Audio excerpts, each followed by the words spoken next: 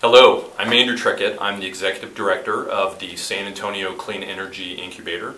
We are part of the University of Texas at San Antonio, or UTSA as we call it. The incubator was formed as a partnership amongst a number of organizations that are dedicated to the cause of sustainability. These have included the Texas State Energy Conservation Office, UTSA itself, the Institute for Economic Development, the Texas Sustainable Energy Research Institute here at UTSA, and actually the incubator is part of that institute, and other organizations here in town such as the Mission Verde Alliance, the San Antonio Clean Technology Forum. We're all dedicated to the cause of sustainability. What the incubator specifically does is work with innovators and entrepreneurs who are developing the kinds of breakthrough technologies that can help us tackle these sustainability challenges and to create also economic prosperity in the nation and all over the world. So here at the incubator, we want to work with the entrepreneurs and the innovators that are tackling the biggest problems that our society has with sustainability. One of the biggest is our infrastructure and the way that we produce and use energy overall.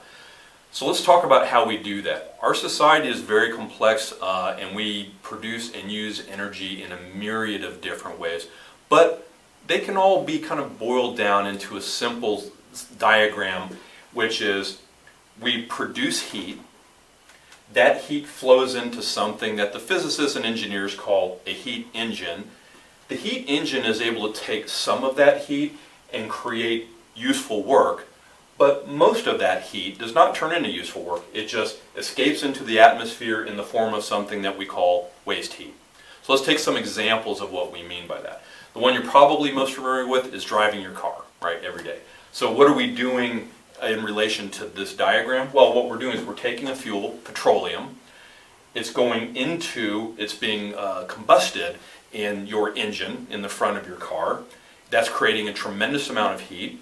That heat is flowing into something called the heat engine, which produces the useful work of turning your crankshaft, which propels the wheels and down the road you go.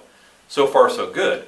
But what you may not realize is that most of this heat is not turning into useful work. It's going out your tailpipe as waste heat. Let's take another example. That I'm an electrical utility and I'm trying to create electricity for the businesses and homes and industrial plants in my community.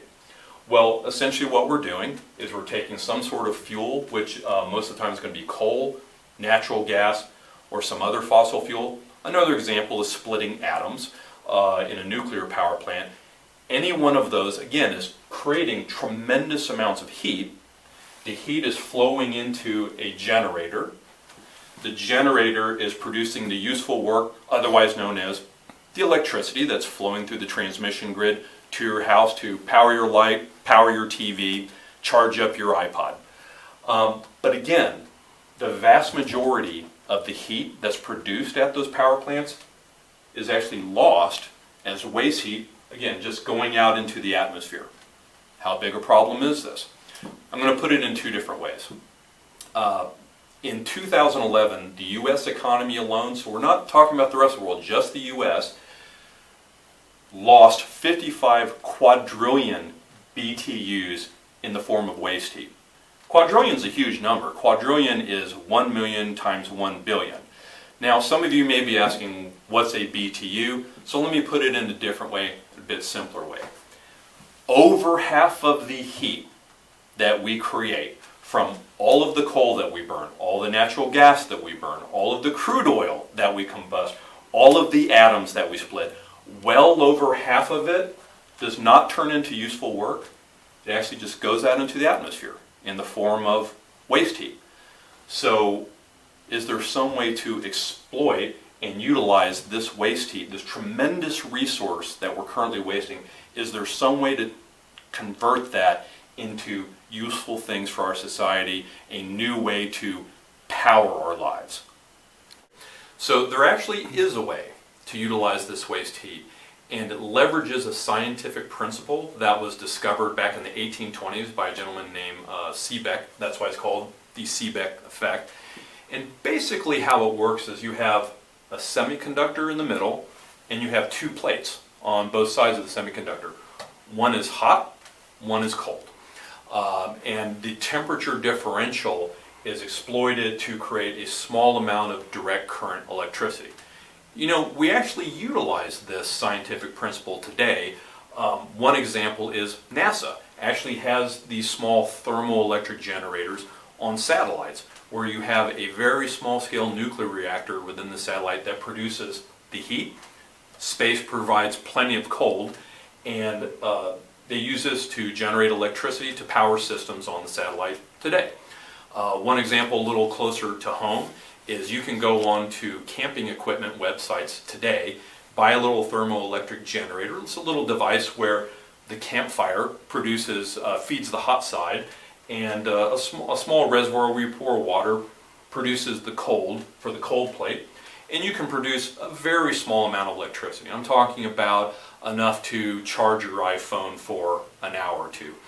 So far so good, but you know, right now with what we're doing, we're only taking very, very small bites out of this big pie of all of this waste heat that we're generating as a society.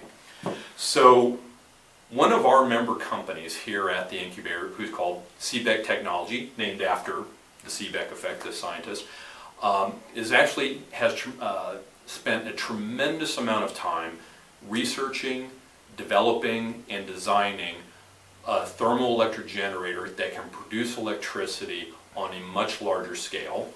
So it's designed a module which produces a lot more electricity than, say, the camping equipment example, and it's a module which is scalable. And what that means is, let's say that we're going to a source of tremendous amounts of waste heat, like one of these utility power plants.